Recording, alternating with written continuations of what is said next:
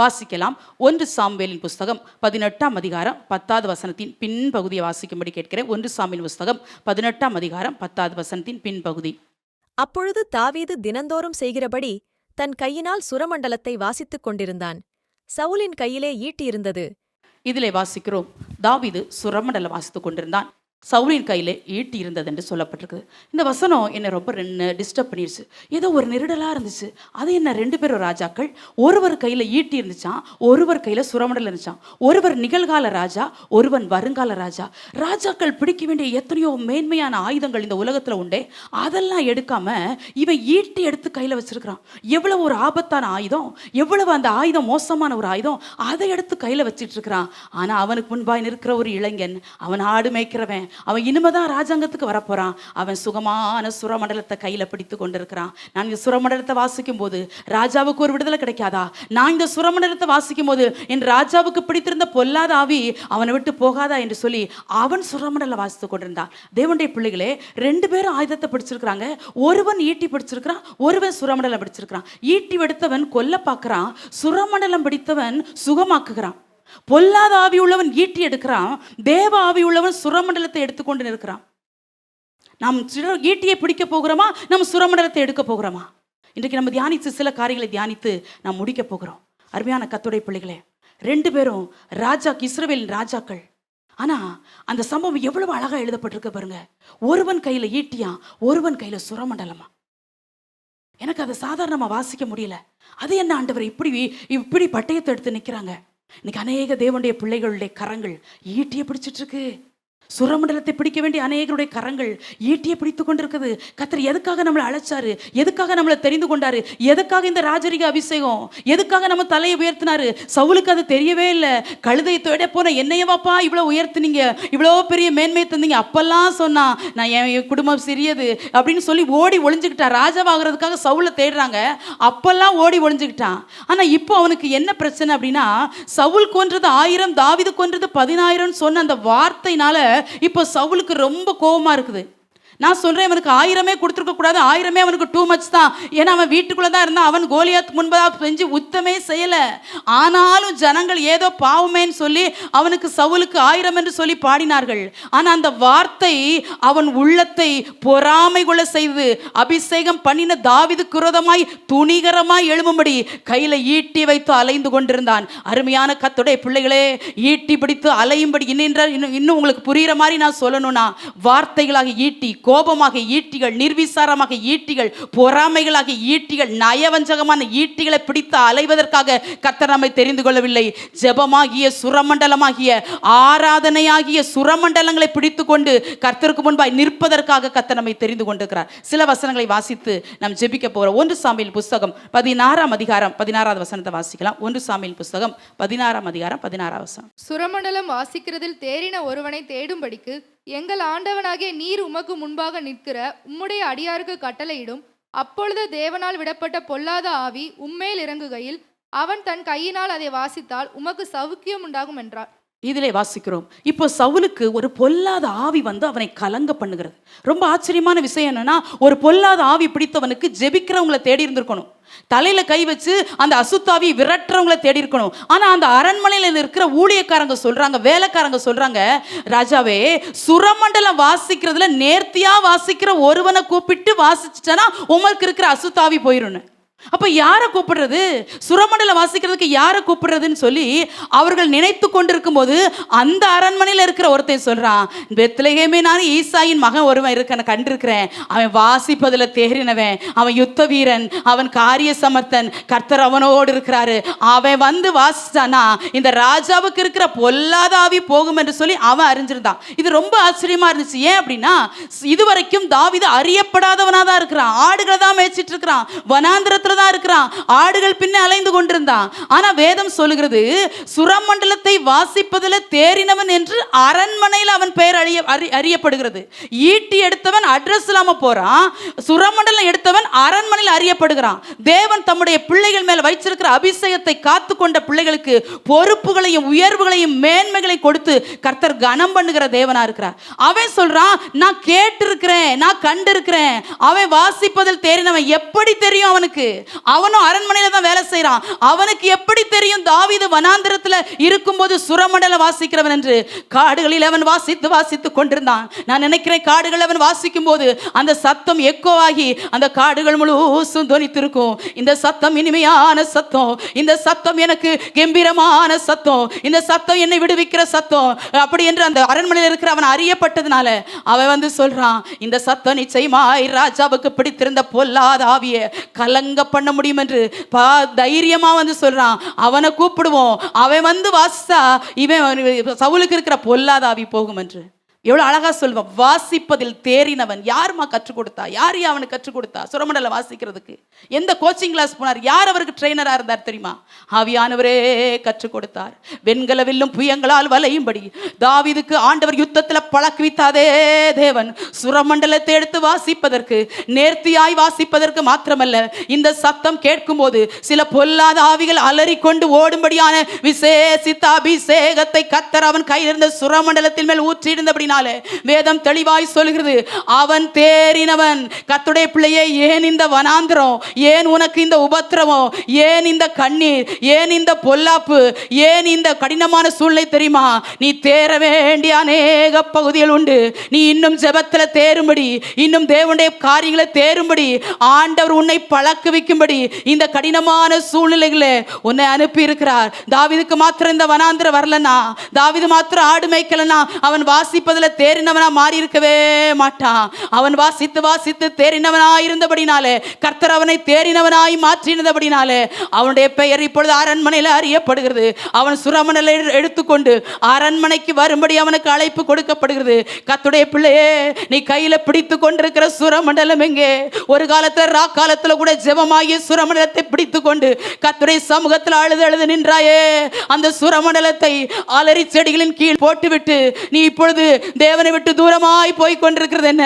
மறுபடியும் நீ சுரமண்டலங்களை கையிலே பிடித்துக் கொண்டு தேவ சமூகமாகிய ராஜ சமூகத்தில் நிற்கும்படி கர்த்தர் உன்னை அழைக்கிறார். சில பொல்லாத ஆவிகள் நம்மை சுற்றி கலங்க பண்ணி கொண்டிருக்கும் போது யாரை விழுங்கலாம், எப்பொழுது விழுங்கலாம், எப்பொழுது சமயம் பார்த்து தட்டி விடலாம் என்று சொல்லி ஆக்ரோஷமாக வெறி கொண்டு அலைகிற இந்த கடினமான சூழ்நிலையிலே சுரமண்டலம் பிடிக்கிற தாவீதுகள் சபையில எழும்பினால் மாத்திரமே சவுல் நடுங்க முடியும்.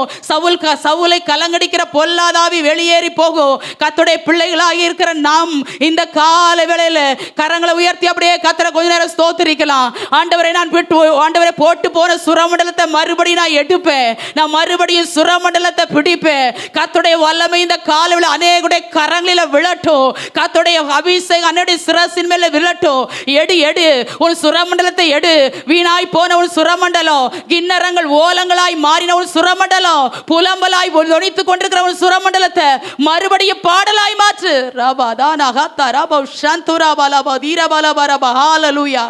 ஆவியானவரே, உம்மை ஸ்தோத்திரிக்கிறோம். இந்த வார்த்தைகளை தியானிக்கும் போதே கர்த்தர் நம்முடைய ஆவிகளையும் சிந்தைகளையும் கர்த்தர் நமக்கு நல்ல விடுதலை தருவாராக.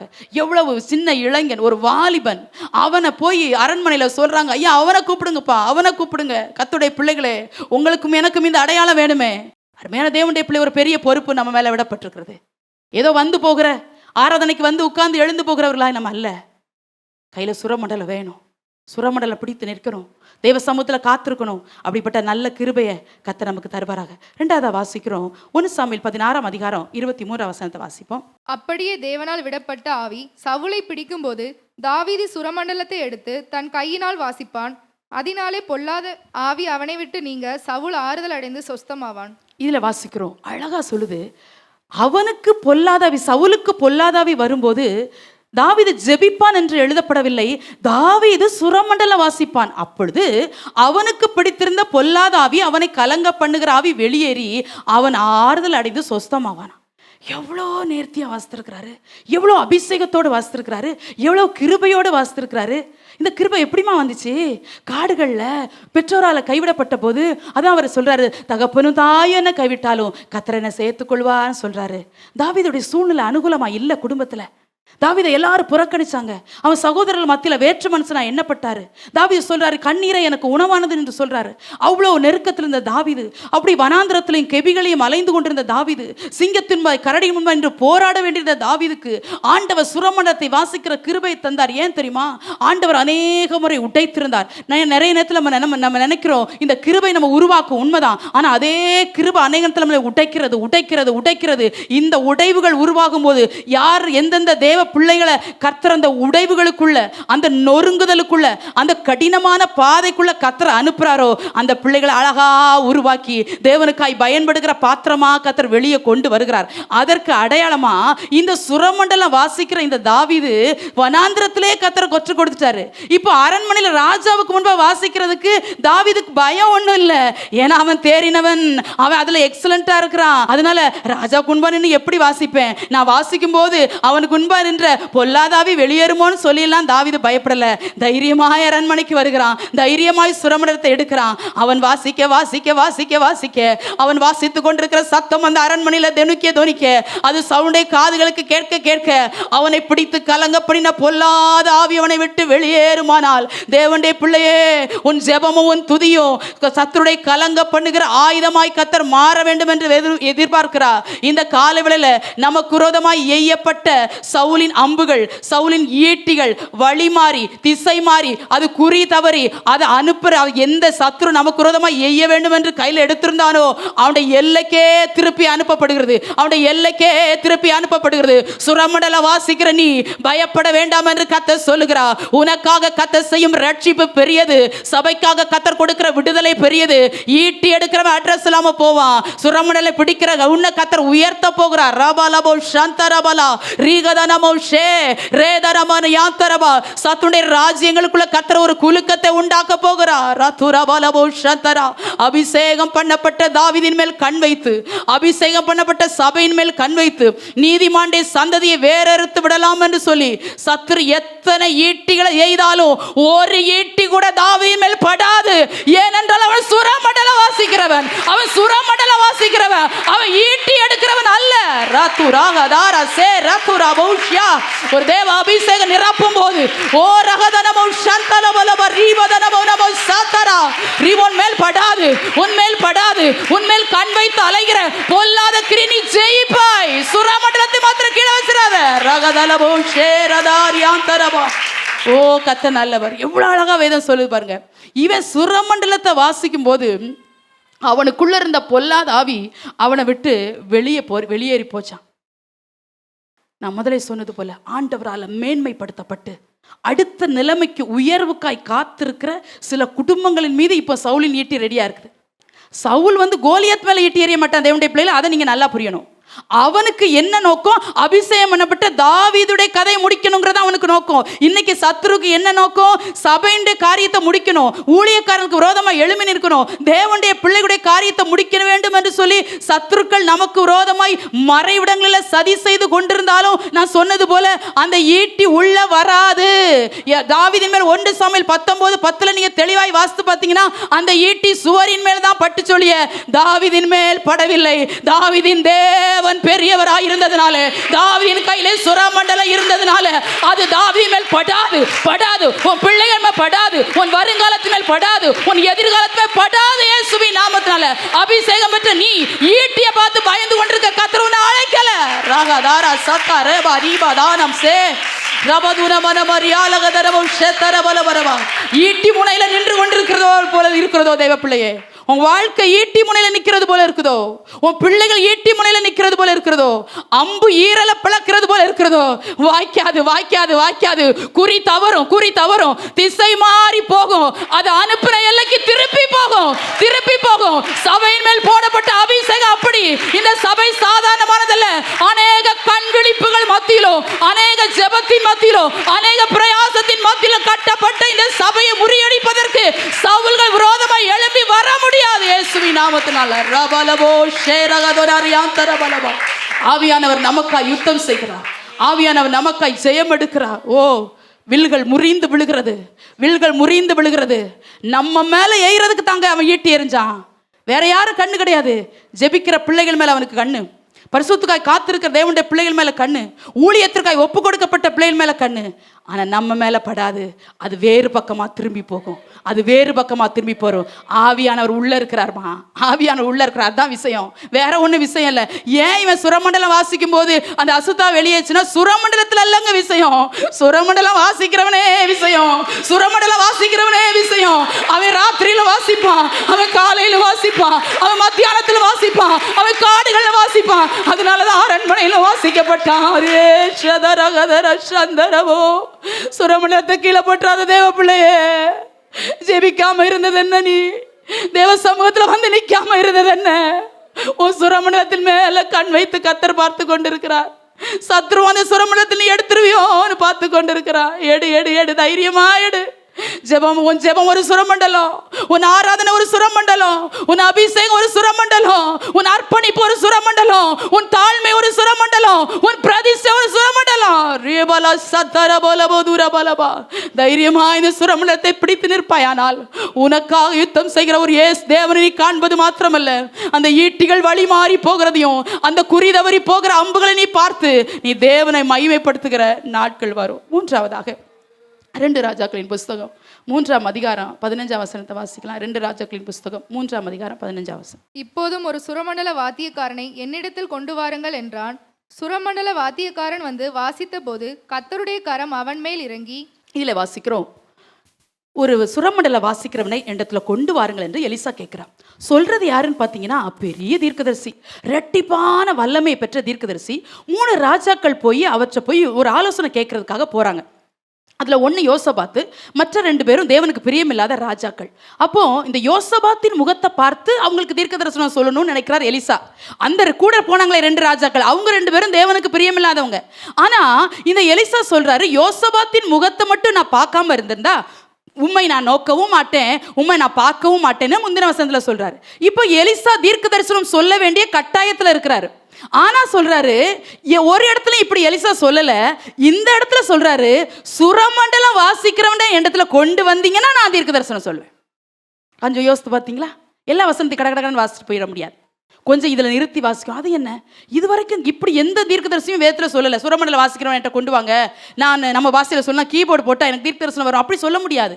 ஆனா அங்க எலிசா சொல்றாரு, சுரமண்டலம் வாசிக்கிறவனை நீ கொண்டு வந்தனா நான் தீர்க்க தரிசனம் சொல்லுவேங்க. சுரமண்டலத்தை இவன் ஒரு வாலிபன் வந்து வாசிக்கிறான், அவன் வாசிக்கும் போது எலிசாக்குள்ள தீர்க்க தரிசனம் ஆவி இறங்குச்சான். கர்த்தருடைய பிள்ளைகளே, சுரமண்டலம் வாசிக்கிற அநேக பிள்ளைகள் சபைக்குள்ள தேவை. நீங்க சுரமண்டலம் வாசிங்க. நான் சுரமண்டலம் என்ன சொன்னேன்? ஜெபத்துக்கு, துதிக்கு, ஆராதனைக்கு, அர்ப்பணிப்பு அடையாளமா இருக்கு. நீங்க சுரமண்டலம் வாசிக்கிற பிள்ளைகள் சுரமண்டலத்துல பிடிச்சு நின்னீங்கன்னா எங்க வாயிலிருந்து வார்த்தை மட திறந்த வெள்ளம் போல வந்துட்டே இருக்கும். இந்த வார்த்தையை யாரும் தடுக்க முடியாது, இந்த வார்த்தைக்கு விரோதமா யுத்தம் செய்ய முடியாது. எத்தனை ஈட்டிகள் எஞ்சாலும் எங்க மேலையும் படாது, உங்க மேலையும் படாது. ஏன் தெரியுமா? நம்ம சுரமண்டலம் வாசிக்கிறத தேறினவங்க. அப்போ சுரமண்டலம் வாசிக்கிற தேவனுடைய பிள்ளைகள் சபைக்குள்ள எழும்ப ஊழியத்தின் ஸ்தானங்கள் மாறிக்கிட்டே இருக்கும். சபையில சுரமண்டலத்தை பிடித்து நிற்கிற அநேக தேவனுடைய பிள்ளைகள் தேவை. வேலைகளை பார்க்காம, கொஞ்சம் தன்னுடைய பலவீனத்தை பார்க்காம தேவனுக்காய் துணிந்து நிற்கிற பிள்ளைகள் தேவனுக்கு தேவை. யாரெல்லாம் அதுல ஐக்கியமாகணும்னு விரும்புறீங்களோ, அப்பா நான் சுரமண்டலத்தை பிடித்து சபையோடு சேர்ந்து கொள்வேன். இனி என் கையில ஈட்டி இருக்காது, வார்த்தையாகிய பட்டயமாகி ஈட்டி இருக்காது. ஆண்டவரே, வார்த்தை என்றால் கர்த்தருடைய வார்த்தையை சொல்லல, பொல்லாப்பு செய்கிற வார்த்தைகள், சபைக்கு விரோதமாய் பேசுகிற நிந்தையான வார்த்தைகள், ஊழியக்கார குடும்பங்களை குற்றம் கண்டுபிடிக்கும்படி பேசுகிற ஈட்டியாகிய வார்த்தை இனி வாயிலிருந்து வெளிப்படாது. நான் இனி சபைக்கு சுகமா இருப்பேன், இனி சபைக்கு நான் ஒரு மருந்தா இருப்பேன். ஏனென்றால் நான் சுரமண்டலம் வாசிக்கிறவள். ராத்திரியில வாசிப்பேன், நான் பகல்ல வாசிப்பேன், நேரம் கிடைக்கும் போதெல்லாம் எடுத்து வாசிப்பேன். ஒரு நாள் சுரமண்டலத்துல கீழே போட மாட்டேன் என்று சொல்லி அநேக தேவனுடைய பிள்ளைகள் சபைக்குள்ளாய் நீங்க எழும்புவீர்களானால் கர்த்தர் ஊழியத்தின் ஸ்தானத்தை கர்த்தர் நிச்சயமாய் கர்த்தர் மாற்றுவார். அல்லேலூயா.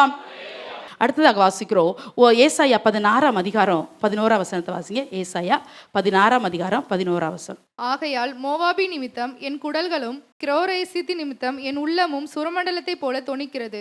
இல்ல ஆண்டவர் சொல்றாரு, என் உள்ளம் சுரமண்டலத்தை போல தொனிக்குதுங்கிறார். என் உள்ளம் அமைதலாவே இல்லை. ஆண்டவர் அந்த தேசங்களுக்காக பரிதாபம் கொள்கிறார். ஐயோ, தேவனை விட்டு சோரம் போன தேசமே, என் உள்ளம் சுரமண்டலத்தில் போய் தொனிச்சு நான் ஸ்டாப்பாக தொனிக்குதான். அந்த சுரமண்டலத்துக்கு ரெஸ்டே இல்லை. என் இருதயம் கூட அப்படி ஆயிடுச்சு, அது தொனித்து கொண்டே இருக்குது அப்படின்னு சொல்றாரு. அது தேவனுடைய பிள்ளைகளே, உங்கள் சுரமண்டலம் தொனிக்கட்டும். நீங்க கையில சிலர் சுரமண்டலங்களை எடுக்கிறீங்க, உண்மைதான், எல்லாரும் யாரும் எடுக்காம இல்லை. ஆனா அப்பப்போ அந்த சுரமண்டலத்துக்கு ரெஸ்ட் கொடுத்து வச்சிருங்களே.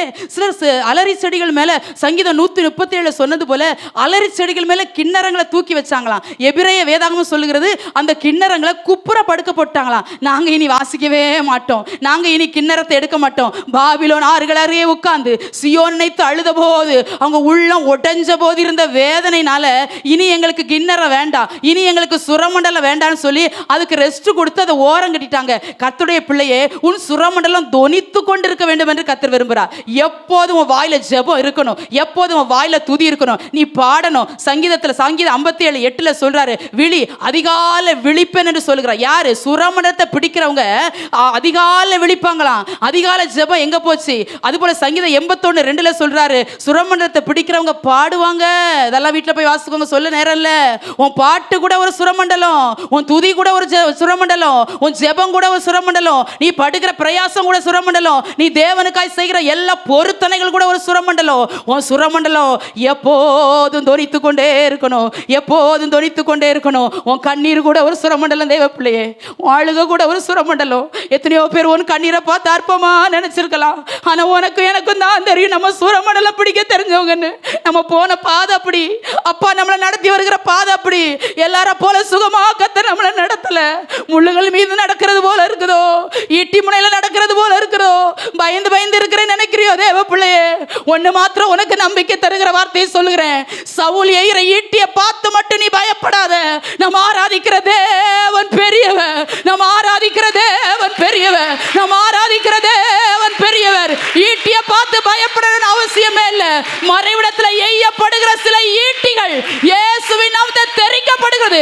அது சுவர்ல பட்டு அது தாவீதின் தலையில படாம திருப்பி போகிறது. ராபா ராபா ஷாத்தா ராகா தூரா சே ராதா. தொடருவேன், பிடிப்பேன், வாழ விட மாட்டேன், வளர விட மாட்டேன்.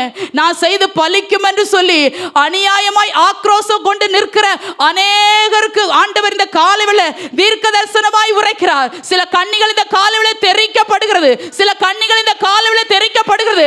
அது இனி எழும்பாது, அது இனி எழும்பாது, அது செயலற்று போயிடுது, அது செயலற்று போய் கொண்டிருக்கிறது. ரீவா வானபோ ஷபரா தூரமானா சேரதர பலபரப. ஹalleluya. ஆவியான வைராக்கியமாய் நமக்காக யுத்தம் செய்யும்படி கர்த்தர் எழும்பி நிற்கிறார். அப்போ நீ என்ன செய்யணும்? சுரமண்டலம் தொனிக்கணும். இன்னைக்கு வீட்டில் போய் பைபிளெலாம் வச்சுட்டு கறி கடைக்கு போனோமா, சமைச்சோமா அப்படின்னு அது செய்யுங்க. அது செய்யாமல் வீட்டில் எல்லாரும் சாப்பிட முடியுமா? அதை நான் சொல்லலை. ஆனால் அந்த வேலையின் மத்தியிலும் ஆண்டவரே ஜெபிச்சுட்டே இருப்பேன்ப்பா, கர்த்தரை தூச்சிட்டே இருப்பேன்ப்பா, பாடிட்டே இருப்பேன்ப்பா. நோவாவை குறித்து பாருங்க. நோவா தேவனோடு சஞ்சரித்து கொண்டிருந்தானா. நோவாக்கு 500 வயசுல தாங்க பிள்ளையே பிறக்கு, 500 வயசுல தான் பிள்ளை பிறக்கு. 600 வயசுல ஜலப்பிரளயம் வந்துட்டு, 200 வயசுல இருந்த பலன் 600 வயசுல இருந்திருக்காதே.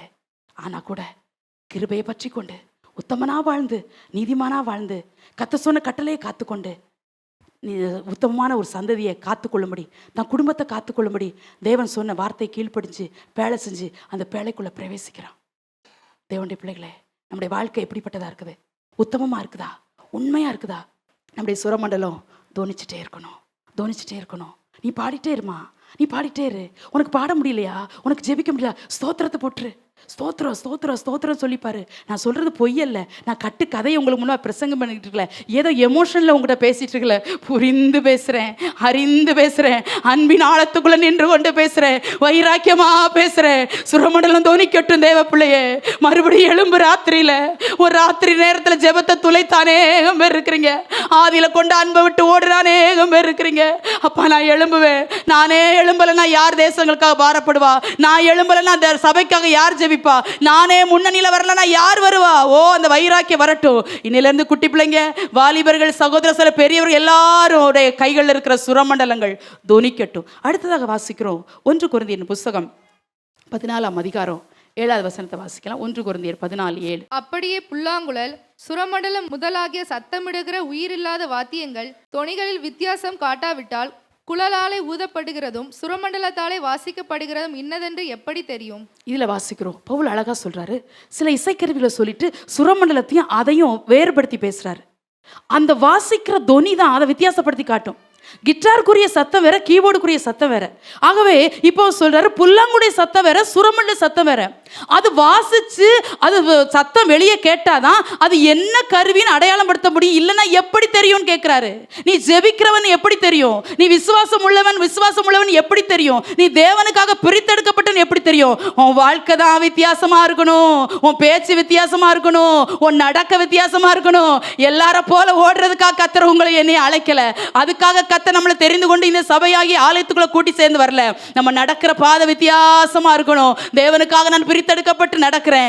மாறுபாடான சந்ததியை விட்டு விலகி நடக்கிறேன். இந்த பொல்லாத அருவருப்பான சந்ததியோடு கைகோர்த்து நடக்க மாட்டேன். வாக்குத்தத்தம் பண்ணப்படாத எந்த சந்ததியோடு எனக்கு ஐக்கியம் இருக்காது. நான் தேவனுக்குரியவன் என்பதை நீ சுரமண்டல வாசிக்கிறன்னு எப்படிமா தெரியும்? உன் பேச்சு, உன் வாழ்க்கை, உன் செயல், உன் நடக்க தான் உன்னை காட்டி கொடுக்கும். அதான் பவுல் எழுதுறாரு. எப்படி தெரியும்? எப்படி தெரியும்? ஓ, தேவ மகிமை இறங்குகிறது. ஓ, ஆவியானுடைய லீடிங்கை நான் அதிகமாக உணர்றேன். ஆவியானுடைய பிரசனத்தை அதிகமாக உணர்றேன்.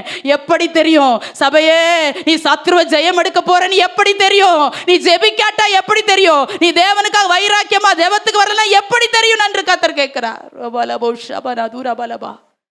சொல்லி பாருங்க, ஆண்டவரே இனி தெரியும், இனி தெரியும். இவரை எப்படி தெரியும்? நான் சொன்னேன்ல, இனி இப்படித்தான் அப்படின்னு தெரியும். எப்படி தெரியும்? ஜெபிக்கும் போது ஆண்டவர் எங்களுக்கு ஜெயம் கொடுத்து விட்டார், நாங்க ஜெபிச்சு தான் ஜெயம் எடுத்தோம் என்பது இப்படி சத்துருக்களுக்கு தெரிய ஆரம்பிக்கும். சத்துருக்களுடைய வேலை என்ன தெரியுமாங்க? நம்மளை குறித்து அவங்க நோட்டம் பார்த்துட்டே இருப்பாங்க. எங்க போறாங்க, எங்க வராங்க, என்ன நடக்குது, என்ன பேசுறாங்க. இது சத்துருக்கு ஒரு கண்ணியாவே இருக்கும். அவனுக்கு நம்ம நல்லா இருந்தால் பிடிக்காது, நல்ல ட்ரெஸ் போட்டால் பிடிக்காது, நல்ல நம்ம சுகமாக சந்தோஷமாக குடும்பத்தோடு இருந்தால் பிடிக்காது. இதெல்லாம் சத்துருவுக்கு பிடிக்காது. ஆனால் சத்துருவுக்கு கொல்லப்பொருளாகும்படி கர்த்தர் நம்மளை அழைக்கலையே. உன்னதமான தேவன் நம்ம கூட இருக்கிறார். அதான் சங்கீதம் 23 தாவீது அழகாக எழுதுறாரு. என் சத்துருக்களுக்கு முன்பதாக ஒரு பந்தியை எனக்கு ஆயத்தம் பண்ணுகிறார். ஏன் தலை என்னையால் அபிஷேகமாகிறது, அதனால சத்துருக்கள் முன்பதாக கர்த்தர் எனக்கு ஒரு பந்தி ஆயத்தப்படுத்துறாரு எழுதுறாரு. சத்துரு எப்படி நம்மளை நோட்டம் பார்த்துட்டு போட்டும், எங்கிருந்தோ நம்மளை விசாரிச்சுட்டு போட்டும், கர்த்தர் நம்மளை உயர்த்தி உயர்த்தி உயர்த்தி உயர்த்தி உயர்த்தி உன்னதங்களில் கர்த்தர் கொண்டு வந்து கண்மலையின் மேல் நிறுத்தி, கண்மலையின் அரணான வாசஸ்தலங்கள் நமக்கு அரணான அடைக்கலமாகும்படி நம்முடைய கால்களை கர்த்தர் மான்களை போல் ஆக்கி உயரமான ஸ்தலங்களில் கர்த்தர் நம்மை நடக்க பண்ணுவார். ஹல்லேலூயா. பிள்ளைகளை குறித்து பயந்துட்டு இருக்கிறீங்களா? எதிர்காலத்தை குறித்து பயந்துட்டு இருக்கிறீங்களா? இனி நடக்காது, இனி முடியாது. அவன் சத்துரு திட்டம் தீட்டிட்டான், அவன் செய்வனை வச்சுட்டான், இவன் மந்திர சூன்யம் இதெல்லாம் இந்த முயற்சியில் நான் இறங்கிட்டான். நோ, இதுக்கெல்லாம் பயப்படவே செய்ய. இதெல்லாம் ஒரு குப்பை. தேவனுடைய பிள்ளைகளே, இயேசுவின் ரத்தம் எல்லா நாமத்திற்கும் மேலான நாமம், எல்லா நாமத்திற்கும் மேலான நாமம். இயேசு நாமமே ஜெயம் ஜெயமே. சாத்தானின் சக்தி ஒன்றுமே. அந்த ஒரு வரியை பாடலாமா? ரிவலா சந்தர். இயேசு நாமமே ஜெயம் ஜெயமே. சாத்தானின் சக்தி ஒரு விசுவாசத்தோடு, இயேசு நாமமே ஜெயம் ஜெயமே. சாத்தானின் சக்தி ஒன்றுமில்லையே. இயேசு நாமமே ஜெயம் ஜெயமே. சாத்தானின் சக்தி ஒன்றுமில்லையே. இயேசு நாமமே ஜெயம் ஜெயமே. சாத்தானின் சக்தி ஒன்றுமில்லையே. ஒன்றுமில்லாமல் போகிறது. சில சாத்தானுடைய ஆயுதங்கள் ஒன்றுமில்லாமல் போகிறது. சாத்தானுடைய கிரியைகள் மடங்கடிக்கப்படுகிறது. விசுவாசிக்கிற தேவ பிள்ளைகள் ஆவியில் ஆராதித்து விடுதலை பெற்றுக்கொள். சபையை ஆவியில் ஆராதித்து விடுதலை பெற்றுக்கொள். சுரமண்டலத்தை பிடிக்கிற நீ தோற்று போவது இல்லை, தோற்று போவது இல்லை. தோல்வி என்பது உன் அகராதியில் இல்லை. ஜெயித்து காட்டு, ஜெயித்து காட்டு. சத்ருவுக்கு சவால் விடு. இயேசுவின் நாமத்தில் ரபா ரபா ஷந்தா ரபா ரக தூரமன மோல் ஷத்துரா. சத்ருவை ஜெயிக்கிற அபிஷேகத்தையும் கிருபையும் கர்த்தர் நமக்கு தருவாராக. நம்ம என்ன செய்யணும்? வித்தியாசமாக வாழ்ந்து காட்டணும். வாழ்றதுக்கு தானே கர்த்தர் நம்மளை அழைச்சிருக்கிறாரு. அவருக்காக வாழ்றதுக்கு அழைச்சிருக்கிறாரு. அவருக்காக ஓடுறதுக்காக கர்த்தர் நம்மளை வேறு பிரிச்சிருக்கிறாரு. அதான் பவுல் கேட்குறாரு, எப்படிப்பா தெரியும்? சுரமண்டலத்தின் சத்தம் எப்படி தெரியும்? இது இப்போ நான் பேசுறது யாருன்னு நீங்கள் வெளியேந்து கேட்டால் கூட இது பாஸ்டர்மா சத்தம்னு சொல்லுவீங்க. ஏன்? என் சத்தத்தை நீங்கள் அடிக்கடி கேட்டு பழகிட்டீங்க, அதனால தெரியும். பாஸ்டர் பேசுகிறாங்களா, பாஸ்டர்மா நம்மளுக்கு தெரியும். அப்போ எங்க சத்தம் வெளியே வரலன்னா நீங்க எப்படி கண்டுபிடிப்பீங்க? யார் பேசுறதுன்னு எப்படி கண்டுபிடிப்பீங்க? நம்ம சத்தத்துல கூட ஒரு அபிஷேகத்தை கத்தர் வைக்கணுங்க. சத்தம் ரொம்ப வேல்யூபிளானது. நான் என் மகன்கிட்ட அடிக்கடி ஒரு வார்த்தை சொல்ல, மகனே உன் சத்தத்துல ஒரு அபிஷேகம் இருக்கணும். நீ கீபோர்டு வாசிக்கும் போதா இருக்கலாம், நீ சத்தமிட்டு கத்தரை ஆராதிக்கிற நேரமா இருக்கலாம், சில பொல்லாத அசுத்த ஆவிகள் அலறி கொண்டு வெளியேறி போகணும். கத்தர் அப்படிப்பட்ட கிருபைகள் எல்லாம் இனி எதிர்காலத்துல நம்முடைய சந்ததிகளுக்கு கத்தர் தரணும். கத்தர் தரணும். கத்தர் தந்தாயிற்று. கத்தர் அதை தந்தாயிற்று. நம்ம அதை நம்ம சுதந்திரிக்க போகிறோம்.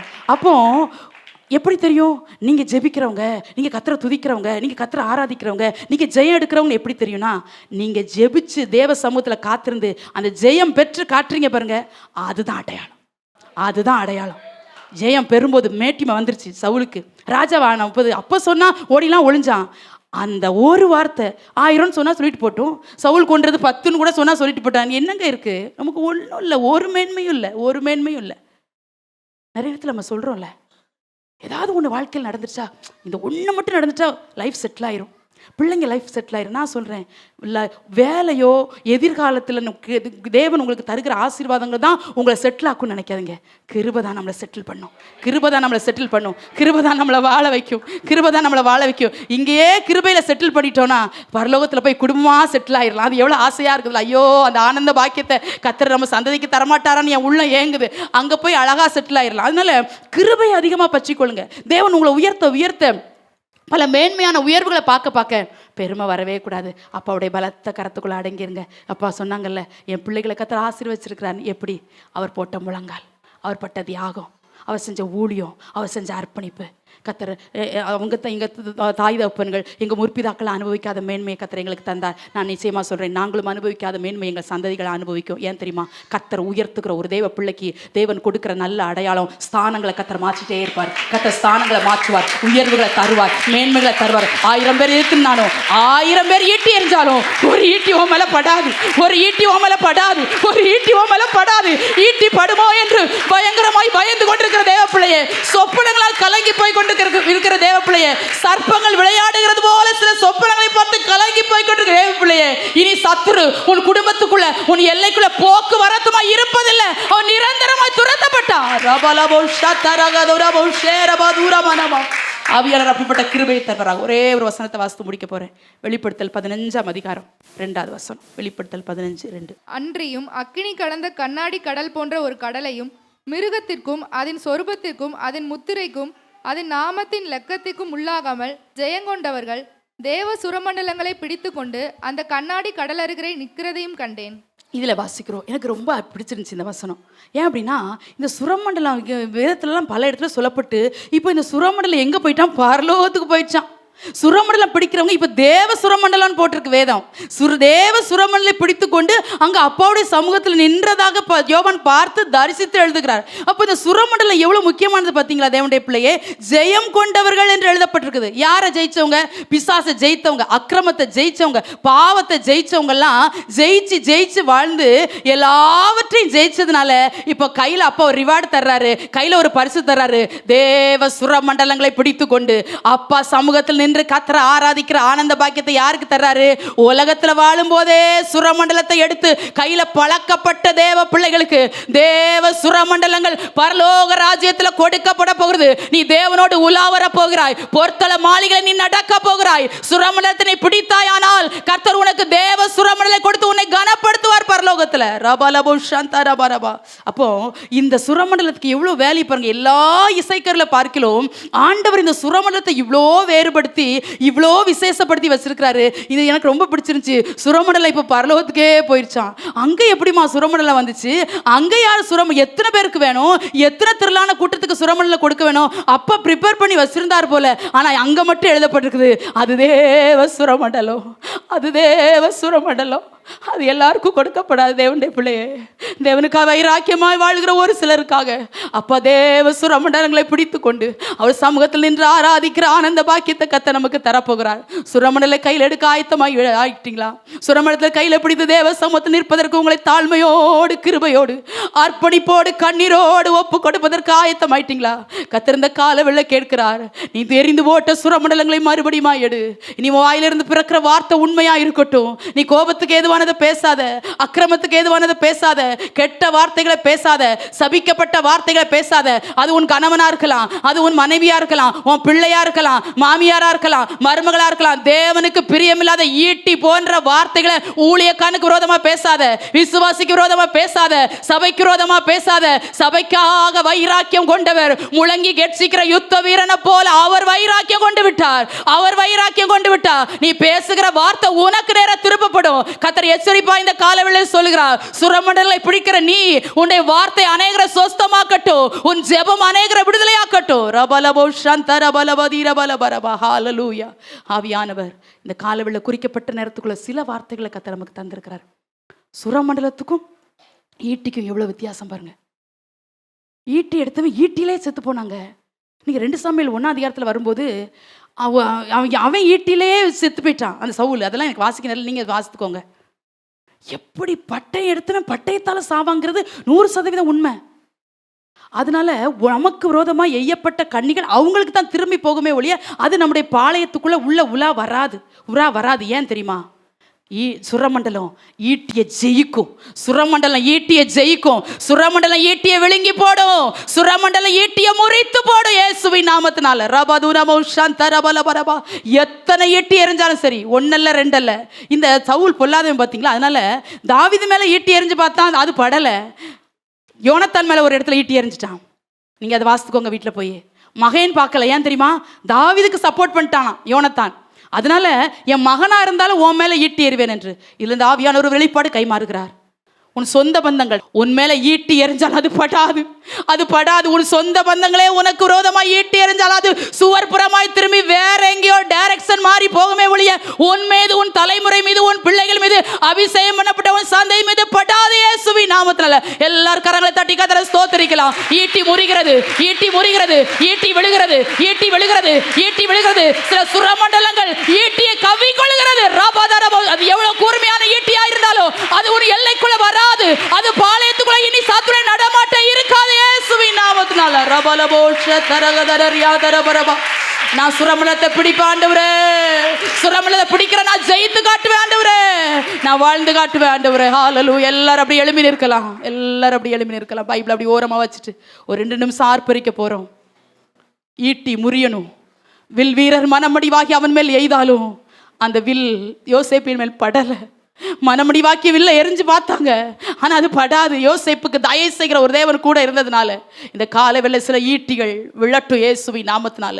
பலவீனமாகிய ஈட்டிகள், போராட்டங்களாக ஈட்டிகள், கண்ணீராகிய ஈட்டிகள் இயேசுவின் நாமத்தில் சுரமண்டலத்தால் கவி பிடிக்கப்படுகிறது. எல்லாரும் ஆர்ப்பரிக்கலாம்.